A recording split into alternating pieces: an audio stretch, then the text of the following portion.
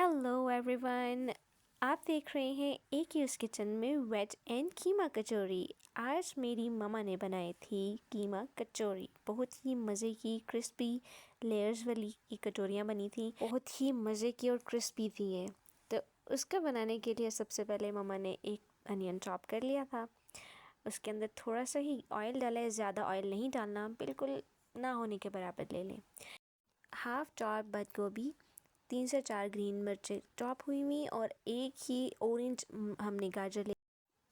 अब इस सब को हमने इसमें हल्का फ्राई करना है, बहुत ज़्यादा फ्राई नहीं करना है। इसे 2 से 3 मिनट तक इसको पकाना है। आप इन कचौरियों में अपनी मर्ज़ी की भी फिलिंग बना सकते हैं। मुझे तो ऐसे कलरफुल फिलिंग अच्छी लगती है और हमारे पास जो भी अवेलेबल था हमने वही इसमें ऐड किया। अब इसमें हमने 1.5 टेबल स्पून सॉल्ट डाला है। इसमें कोई एक्स्ट्रा स्पाइसेस नहीं डालने क्योंकि ग्रीन मिर्चें इसमें डली हुई हैं तो उसमें पहले ही आ जाएगा स्पाइस। अब यहाँ पे हमने धनिया कटा हुआ डाल दिया इसमें। आपके घर में जो भी सब्जियाँ पड़ी हुई हैं, जितनी भी पड़ी हुई हैं, वो सब आप डाल सकते हैं, आपकी मर्ज़ी है। 2 से 3 मिनट इसको इसी तरह से पकाते रहेंगे तो ये पक जाएंगी। बहुत ज़्यादा इनको नहीं पकाना है क्योंकि ये इसी तरह से क्रिस्पी रहती हैं तो मज़े की लगती हैं।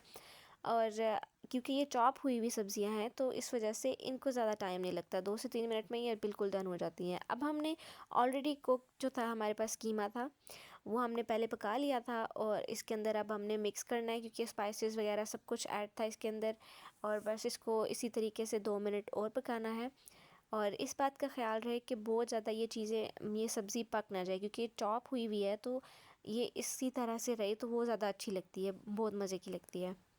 और अब ये मज़ेदार इसकी स्टफिंग तैयार है, इजीली बन सकती है। अगर आपके पास ऑलरेडी कुछ चिकन कुक है या आपके पास पहले से कीमा कुक है तो आप उसको इसमें ऐड कर सकते हैं। आप you just need to cut these vegetables and आपको इसी तरह से उनको हल्का सा फ्राई कर लेना है।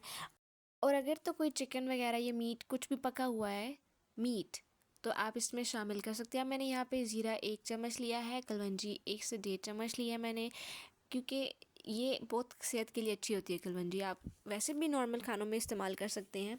तो यहाँ पे इसको हमने फिर से मिक्स कर लिया है, मिक्स मिक्स मिक्स, और ये बिल्कुल बस तैयार है। इसका फ्लेम बंद कर दिया था, अच्छे तरीके से इसको मिक्स कर लिया है और ये बिल्कुल रेडी है। अब यहाँ पे इसको ठंडा होने के लिए 10 से 15 मिनट रख दिया था। और अगर 10 से 15 मिनट में भी नहीं ठंडा होता तो आप मज़ीद और भी वेट कर सकते हैं। ज़रूरी नहीं है कि जल्दी जल्दी बनाएं और उसी वक्त खाएं, आप पहले भी 2-3 घंटे बना के रख सकते हैं। तो ये प्यारे से कलर्स इसमें नज़र आ रहे हैं। आप अपनी मर्ज़ी के कोई भी कलर्स ऐड कर सकते हैं। आप इसमें शिमला मिर्च भी डाल सकते हैं, अपनी मर्ज़ी की सब्ज़ियाँ भी ऐड कर सकते हैं। आप चाहें तो रेड भी इसमें गाजर डाल सकते हैं। अब इसके हमने डो के लिए 2 कप मैदा ले लिया है, 1.5 चम्मच हमने इसमें नमक ले लिया है और इसमें हमने मेल्टेड बटर लिया है।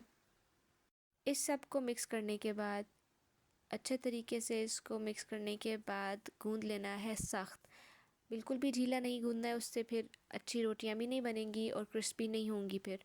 तो ये इस बात का ख्याल रखना है कि पानी आपने इतना डालना है कि जिससे सख्त आटा गूंदने हो, ढीला बिल्कुल भी नहीं।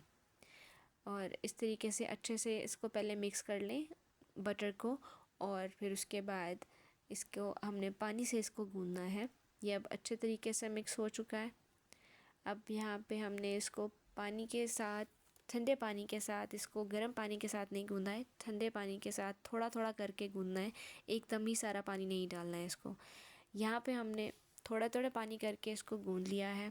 इस बात का बिल्कुल ख़ास ध्यान रखना है कि आपने सख्त आटा गूंदना है। और यहाँ पे हमने आटा गूंद भी लिया है। इसको गूंदने के बाद हमने आधा घंटा इसको रेस्ट पे रख लिया था। अगर आप चाहें, आपके पास टाइम हो, तो आप इसको घंटा भी रख सकते हैं। अब एक बाउल में 2 चम्मच घी ले लें और उसको मेल्ट कर लें और इसी में 2 चम्मच ही मैदा डाल लें। अगर कम लगे तो ज़्यादा मैदा डाल लें। अब मैंने इसके अंदर ऑयल और बटर दोनों डाल लिए थे और इसको मैंने मिक्स कर लिया है। यहाँ पे मुझे इसकी कंसिस्टेंसी थोड़ी ज़्यादा ढीली लगी थी तो मैंने इसके अंदर और मैदा डाला है। इसके बाद मैंने इसको मिक्स मिक्स मिक्स कर लिया है और इसके बाद ये कुछ इस तरह से दिख रहा था। मैंने इसको थोड़ी देर फ्रिज में रखा है ठंडा होने के लिए। तो ये मैंने कुछ पेड़े बना लिए थे उसी आटे के जो मैंने गूंद लिया था। अब इसकी रोटियां बना लेनी है, बहुत ही पतली रोटियां बननी है यहाँ पे। इसको थोड़ा टाइम लगेगा, यहाँ पे थोड़ा ट्रिकी सा होता है क्योंकि ये चिपक भी जाती है। तो यहाँ पे इस बात का ख्याल रहे कि इसको चिपकने नहीं देना और इसको फोल्ड भी नहीं होने देना। इसको साथ साथ थोड़ा खुश्क मैदा लगा के इसको पतली रोटियां बेल लें। जितनी पतली रोटी होगी उतनी ही पतली लेयर आएगी। यहाँ पे इस बात का ख्याल रखना है, ये नहीं कि मोटी मोटी रोटियाँ और क्योंकि आटा सख्त गूंदा हुआ है ना, तो उसके लिए फिर मतलब थोड़ा टाइम लगेगा इसको बेलने में। थोड़ा सख्त है आटा और एकदम से नहीं बड़ी रोटी होगी। तो ये इस तरह से कुछ रोटियां बन चुकी थी। अब ये मैंने फ्रिज में से निकाली है, थोड़ी सी जम गई थी क्योंकि इसमें घी था। तो इसको मिक्स करेंगे तो ये बिल्कुल ऐसे हो जाएगी। अब मैंने एक रोटी के ऊपर थोड़ा सा वो घी का पेस्ट लगाया है, घी और मैदे का, और फिर उसके ऊपर रोटी रखी है और उसके ऊपर फिर पेस्ट लगाया, फिर रोटी रखी है। इसी तरह जितनी भी रोटियां मैं बेल चुकी थी वो सारी ऊपर लगा कर घी और मैदे का पेस्ट, और मैंने इसके ऊपर फिर से रोटियां रख दी हैं। ये बेसिकली लेयर्स बन रही हैं। यहाँ पे सबसे ट्रिकी काम है, जितनी पतली रोटियां होंगी उतनी अच्छी लेयर होगी। अब इस तरह से नरम हाथों से इसका रोल बना लेना है और इसको थोड़ा सा खींचना है, क्योंकि इसको पतला करेंगे फिर इसके बाद इसके पेड़े कटेंगे। यहाँ पे हमने अब इसके पैरों के निशान बना लेने हैं और एक ही जैसे होने चाहिए, मुख्तलिफ बिल्कुल भी शेप नहीं हो, फिर उस तरह से ये अच्छी नहीं बनती हैं, एक ही शेप की अच्छी लगती हैं। और ये कुछ इस तरह से दिख रही थी, ये ऐसे कट के ऐसे इसके लेयर्स देखें आप, इतनी ज़्यादा लेयर्स इसकी नज़र आ रही हैं। ये ऐसे कट के बनता है पेड़ा और फिर उसके बाद इसको ऊपर से सीधा कर लें और फिर इसको रोटी की तरह बना लें। बिल्कुल ज़्यादा पतला नहीं करना, छोटी सी बनानी है। अब इसके अंदर हमने स्टफिंग डाल दिया सारी और इसकी फोल्डिंग कर दी है कुछ इस तरह से। आप चाहे तो आप डिफरेंट शेप्स भी इसको कर सकते हैं, बना सकते